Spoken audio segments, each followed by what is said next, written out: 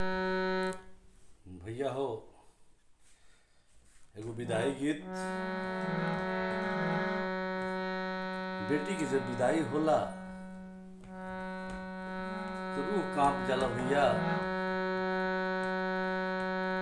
और जब बेटी पूछेली बाप से, भाई से, माई से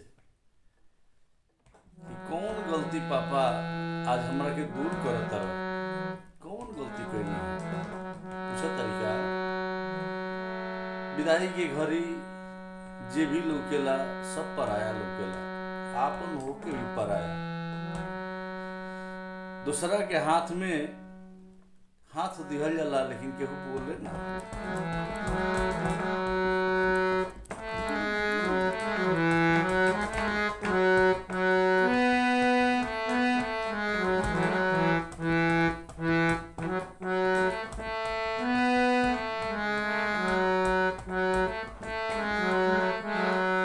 हर कौन गलती पापा हमारा से भइले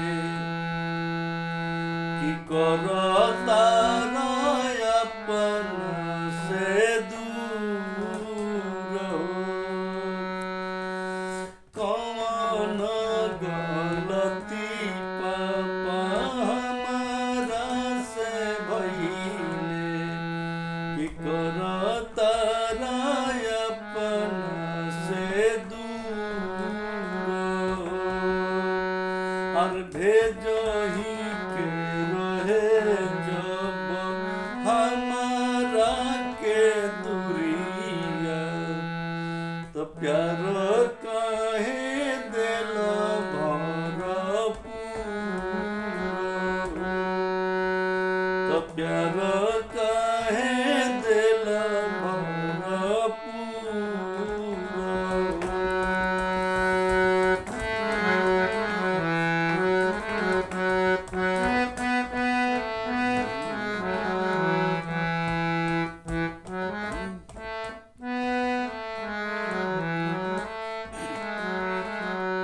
बेटी पूछत हर जुआवा में हरल कि हमारा के बेचल।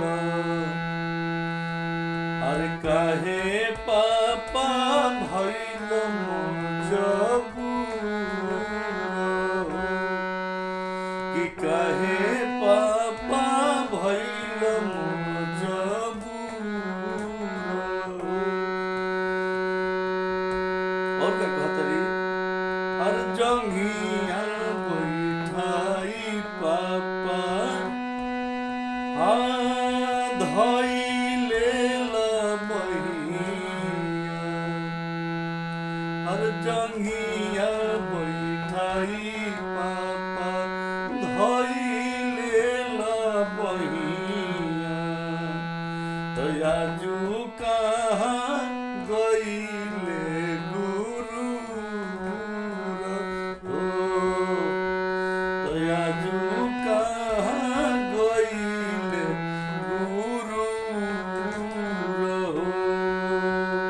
करता अपना से दूर हो।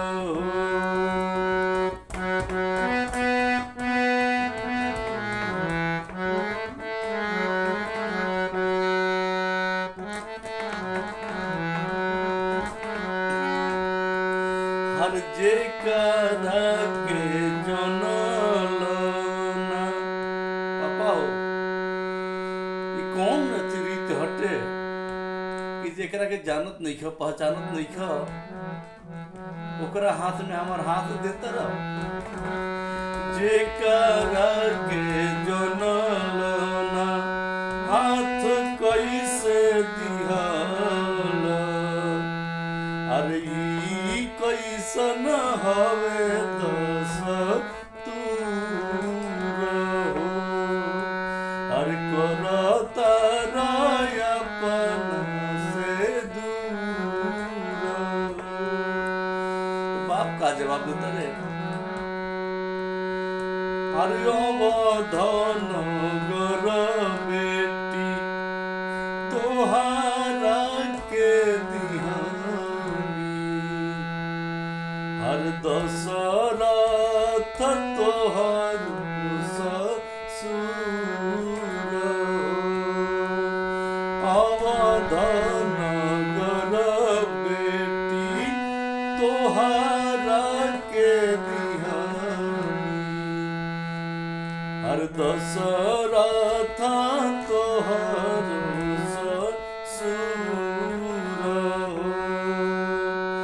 नहीं तोहके हरनियो नहीं तोहके बेजानी हर दुनिया के है